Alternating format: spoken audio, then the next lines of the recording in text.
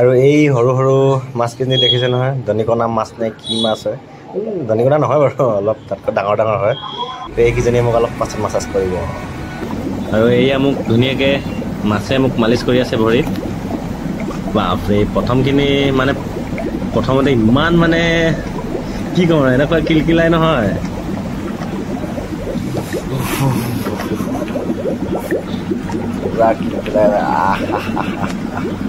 আৰু মই এতিয়া যিখিনি ঠাইত আছোঁ এইখিনি হ'ল সম্পূৰ্ণ মুছলমান এৰিয়া। আজিকালি অৱশ্যে সকলো কমিউনিটি মানুহে ইয়াত কম বেছি পৰিমাণে বাস কৰে, কিন্তু বেছিভাগ মানে এইখিনি এৰিয়াত মুছলমান লোকসকলে আছে। তো এইবিলাক চাওক, সকলো মছজিদ মছজিদ মছজিদ মছজিদ। আৰু hello' guys, welcome to my অন্য এটা নতুন ভিডিঅ'লৈ পণ্ডিচেৰীৰ পৰা। তো আজি মই আপোনালোকক দেখাম পণ্ডিচেৰী যি ফ্ৰেঞ্চ কলনী বা হোৱাইট কলনী নামেৰে জনা যায় এই ঠাইখিনি। আৰু এই ঠাইখিনি চোৱাৰ আগতে আপোনালোকক মই এটা ড্ৰেইন দেখাম। তো এই ড্ৰেইনটো চাওক, এই ড্ৰেইনটোৱে মানে এই ঠাইখিনিক দুটা ভাগত ভাগ কৰিছে। এটা ছাইডত আছে ফ্ৰেঞ্চ কলনী বা হোৱাইট কলনী, আৰু আন এটা ছাইডত আছে ব্লেক কলনী বা ইয়াৰ লোকেল তামিল মানুহখিনি। তো ইয়াত যেতিয়া ফ্ৰেঞ্চসকলে শাসন কৰি আছিল সেইখিনি সময়তে মানে পণ্ডিচেৰীখনক বিভিন্ন ভাগত ভাগ কৰি থৈ গৈছিল। যেনেদৰে ফ্ৰেঞ্চ কলনী বা হোৱাইট কলনী, ব্লেক কলনী, ঠিক সেইদৰে মুছলমান এৰিয়া, মানে এনেকৈ ধৰণে বহুতকেইটা ভাগত ভাগ কৰি থৈ গৈছিল। আৰু মই এতিয়া যিখিনি ঠাইত আছোঁ এইখিনি হ'ল সম্পূৰ্ণ মুছলমান এৰিয়া। আজিকালি অৱশ্যে সকলো কমিউনিটি মানুহে ইয়াত কম বেছি পৰিমাণে বাস কৰে, কিন্তু বেছিভাগ মানে এইখিনি এৰিয়াত মুছলমান লোকসকলে আছে। তো এইবিলাক চাওক, সকলো মছজিদ মছজিদ মছজিদ মছজিদ। আৰু মছজিদবিলাক এনেকৈ আছে মানে চব একেটা ঠাইতে আছে, একে লেঠাৰি আছে, মানে শাৰী শাৰীকৈ। তো মানে আমাৰ তাত যেনেদৰে এটা ইয়াত আছে, এটা বহুত দূৰত আছে, ঠিক তেনেদৰে নাই মানে ইয়াত ইটোৰ পাছত সিটো, সিটোৰ পাছত ইটো, এনেকুৱা মানে। আৰু কিমান ধুনীয়া ধুনীয়া চাওক না মছজিদবিলাক, আৰু সকলো ফালে চাফা চাফা চাফা চাফা। আৰু এনেও পণ্ডিচেৰীখন ইমান ধুনীয়া না, মানে ধুনীয়া চাফা, মানে এইবিলাক কথা কৈ কৈ শেষে নহ'ব। আৰু এইটো এটা মছজিদ চাওক, কি ধুনীয়া মানে, কি ক'ম আৰু, মানে সকলো ফালে সেউজীয়া ধুনীয়া চাফা, মানে কৈ শেষ নহয় মানে। তো গাইজ, আপোনালোকক মই দেখালোঁ এতিয়া মুছলমান এৰিয়া, আৰু এতিয়া যাম বলক ফ্ৰেঞ্চ কলনী। তো গাইজ, মই আছোঁ এতিয়া পণ্ডিচেৰী যি ফ্ৰেঞ্চ কলনী বা হোৱাইট কলনী নামেৰে জনা যায় এই ঠাইখিনিত। আৰু এই ঘৰবিলাক দেখিছেনে, এই ঘৰবিলাক ফ্ৰেঞ্চসকলে যেতিয়া ইয়াত শাসন কৰি আছিল সেইখিনি সময়তে ফ্ৰেঞ্চসকলে বনাই থৈ যোৱা ঘৰ। আৰু ফ্ৰেঞ্চসকলৰ মানুহ ইয়াত বহুত আছে, ফ্ৰেঞ্চৰ মানুহ ইয়াত বহুত আছে এতিয়াও। সেইকাৰণে হয়তো এই ঠাইখিনিক ফ্ৰেঞ্চ কলনী বুলি কয়। আৰু লগতেতো এই ঘৰবিলাকতো সকলোৱে সেইখিনি সময়ত ফ্ৰেঞ্চসকলেই বনাই থৈ যোৱা না। আৰু ফ্ৰেঞ্চসকলে যিবিলাক ঘৰ বনাই থৈ গৈছিল, সেইবিলাকৰ ভিতৰত যিবিলাক বহুত ডাঙৰ ডাঙৰ ঘৰ আছিল, যিবিলাক ডাঙৰ ডাঙৰ বিল্ডিং আছিল, সেই ঘৰবিলাক অৱশ্যে এতিয়া ইয়াৰ পণ্ডিচেৰী চৰকাৰে কিছুমান চৰকাৰী অফিচ বনালে, বেংক বনালে, বা ডাঙৰ ডাঙৰ এনেকুৱা ৰেষ্টুৰেণ্ট টাইপ বনালে, বা এনেকুৱা ভৱন টাইপ বনালে, যিবিলাকত দূৰ দূৰণিৰ পৰা ইয়াত মানুহ আহিলে যিবিলাকত থাকিব পাৰে। আৰু এনেকুৱা মানে সৰু সুৰা বহুত কিবা কিবি বনালে, স্কুলো আছে, আনকি ইয়াত ইণ্টাৰনেশ্যনেল ফ্ৰেঞ্চ স্কুল আছে। তো সেইবিলাক আৰু, তো এনেকুৱা ধৰণৰ বহুত সৰু সুৰা অফিচ দোকান এনেকুৱা ধৰণৰ বনালে। আৰু ইয়াৰ ঘৰবিলাকৰ ডিজাইন চাওক না, কি ইউনিক, মানে দেখিবলৈ বিল্ডিং হয়, কিন্তু ইয়াৰ যিবিলাক ৰুম আছে ন, ৰুমবিলাক মানে বহুত বেছি ওখ ওখ নহয়, অলপ মানে আমাৰ নৰ্মেল যিবিলাক বিল্ডিং থাকে বা আছাম টাইপৰ ঘৰ থাকে, মানে সেইবিলাকৰ যিবিলাক ৰুম আছে সেইবিলাক মানে বহুত হাইট দিয়ে ন, ওখ ওখ দিয়ে। আৰু এইবিলাক মানে ইমান ওখ ওখ নহয়, মানে অলপ মানে এইবিলাকত অলপ চাপৰ থাকে মানে, কিন্তু ডিজাইন আৰু দেই, ইউনিক। আৰু এইটো এটা বিল্ডিং চাওক না, কি ধুনীয়া দেখিছে, আগফালে ধুনীয়াকৈ ফুল ৰুই থৈছে মানে। আৰু ইয়াৰ বিল্ডিংবিলাকৰ যিবিলাক কালাৰ ন, যিবিলাক কালাৰ দিয়ে, এইবিলাক মানে বহুত ইউনিক হয়। এতিয়া আমাৰ কিছুমান ঘৰ আছে একদম পুৰা ৰঙা বগা কিবা কিবি মানে মিলাই বহুত মানে বেলেগ কৰি দিয়ে ন, ইয়াত মানে সেইটো নহয়, ইয়াত মানে বহুত ধুনীয়াকৈ মিলাই দিয়ে ৰংটো। আৰু বেছিভাগতো হালধীয়া বগা এনেকুৱাই আছে, আৰু কিছুমান এনেকুৱা অলপ পাতল সেউজীয়া বগা এনেকুৱা টাইপ আছে। এই দুটা কালাৰেই মানে ইয়াত ঘৰবিলাকত বেছি দিয়া আছে। আৰু এইখন হ'ল এখন দোকান, নামটো হ'ল মেৰাকি। আৰু এই দোকানখনৰ ডিজাইনটো চাওক, আৰু এই ওপৰত যে আছে এইকেইটা ৰেলিংকেইটা এইকেইটা হ'ল কাঠৰ হয়, কাঠৰ দিয়া আছে। আৰু দোকানখনৰ ভিতৰত এনেকুৱা বস্তু আছে ন, দেখিলে আচৰিত হৈ যাব। এনেকুৱা ইউনিক বস্তু ৰাখিছে ভিতৰত, আৰু দামবিলাকত দাম আৰু বহুত দাম। আৰু ইয়াত এইখন 3খন পতাকা আছে একেলগতে। এইফালে এখন আছে ইণ্ডিয়া পতাকা, মাজৰখন হ'ল ইউৰোপিয়ান ইউনিয়নৰ পতাকা, আৰু এইফালে ৰাইট চাইডৰখন হ'ল ফ্ৰেন্সৰ পতাকা। আৰু ইয়াতো এইবিলাক ঘৰ চাওক। আৰু ইয়াত মানে সকলো ঘৰবিলাক এনেকুৱা ডিজাইনতে দিয়া আছে, বেছিকৈ এনেকুৱা হালধীয়া বগা ৰঙৰে আছে।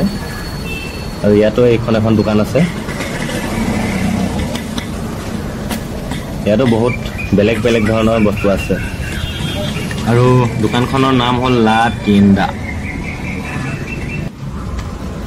মা কচম, সঁচাকৈ মই কৈছোঁ নহয়, যদি ইয়াত যদি আপুনি ঘূৰি ফুৰে ন এই এৰিয়াটোত, ফ্ৰেঞ্চ কলনী, সঁচাকৈ আপোনাৰ মানে এই ইণ্ডিয়াত আপোনাৰ থকা নিচিনা অনুভৱ নহয়। সম্পূৰ্ণ মানে বেলেগত ঘূৰি ফুৰা নিচিনাই লাগিব, বেলেগ কাণ্ট্ৰিত। আৰু এইকেইখন হ'ল একেলগতে কেইবাখনো ৰেষ্টুৰেণ্ট আছে, এইবিলাক চাওক। আৰু এইবিলাকো সেইখিনি সময়ত ফ্ৰেঞ্চসকলে বনাই থৈ যোৱা ঘৰেই হয়, এতিয়া এইবিলাক দোকান বনাইছে বা কিবা বনাইছে। ৱাহ ৱাহ ৱাহ ৱাহ। আৰু এইবিলাকো ঘৰ চাওক, ডিজাইনবিলাক চাওক না, ডিজাইনবিলাক। তো ফ্ৰেঞ্চততো যাব পাৰোঁ নে নোৱাৰোঁ সেইটোতো সপোনৰ কথা, আৰু সেইটো কাল্পনিক হয় মোৰ কাৰণে। তো ইয়াতে ফ্ৰেঞ্চৰ ফিলিংছটো লৈ লৈছোঁ আৰু ঘৰবিলাক চাই চাই। ইণ্ডিয়াত থকা ফ্ৰেঞ্চ, এইখন হ'ল ইণ্ডিয়াৰ ফ্ৰেঞ্চ। এইবিলাক ঘৰ চাওক, ডিজাইন ডিজাইন ডিজাইন দেখি কিন্তু মই পাগল হৈ গৈছোঁ। আৰু এৰিয়াটো ইমান ধুনীয়া, চাফা নহয়। আৰু মানে ইফালেও মানে পুৰা গছ গছ গছ ৰুই থৈ দিয়া আছে, সেউজীয়া সেউজীয়া সেউজীয়া, চাফা চাফা চাফা। আৰু এইটো হ'ল ষ্টেট বেংক অফ ইণ্ডিয়া। আৰু এইটো সেই ফ্ৰেঞ্চসকলে বনাই থৈ যোৱা বিল্ডিঙে আছিল। আৰু ইয়াত যিবিলাক এতিয়া বৰ্তমান ফ্ৰেঞ্চৰ মানুহ আছে ন, তেওঁলোকেও ইয়াত ধুনীয়াকৈ চাইকেল চলাই ঘূৰি ফুৰে, বা পাছফালে কিবা পাচি এটা বান্ধি পিনে কিবা বিজনেছ কৰি থাকে। মানে এখন গাঁও নিচিনা, মানে ফ্ৰেঞ্চৰ গাঁও, মানে ইণ্ডিয়াত ফ্ৰেঞ্চৰ গাঁও। ৱাহ।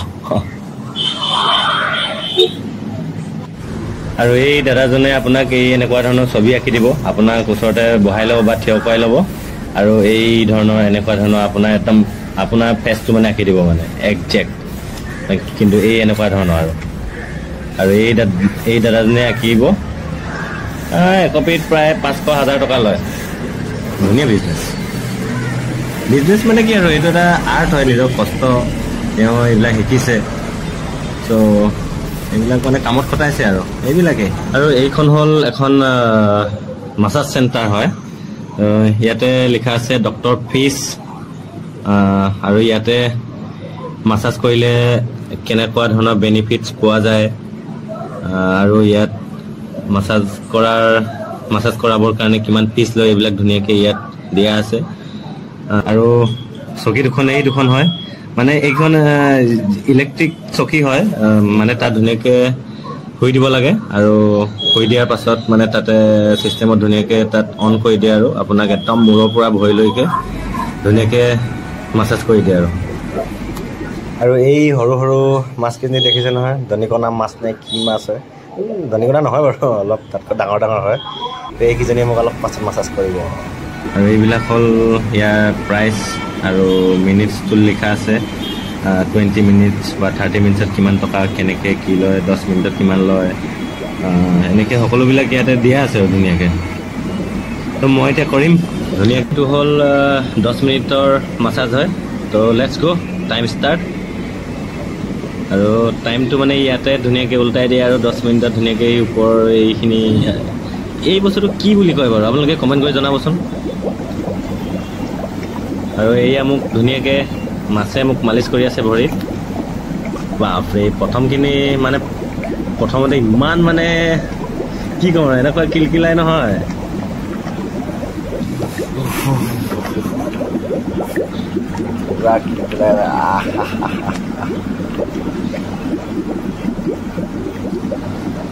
এয়া চাওক মাছকেইটাই পুৰা ধুনীয়াকৈ কামুৰি কামুৰি কামুৰি মানে এই মানে বেলেগ এটা ফিল হৈছে মানে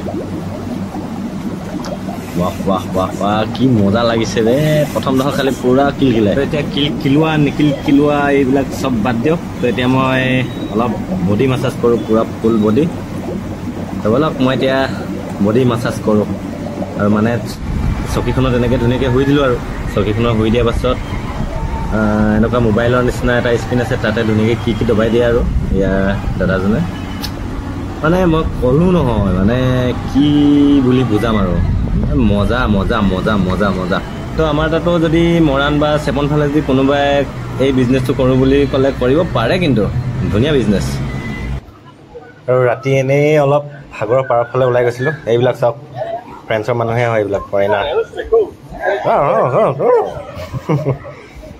বা কচম কি ধুনীয়া বতাহ মাৰি থাকে ৰে ইয়াত ৰাতি বেছি ধুনীয়া বতাহ মাৰি থাকে কি বুলি মই আপোনালোকক বুজাম আৰু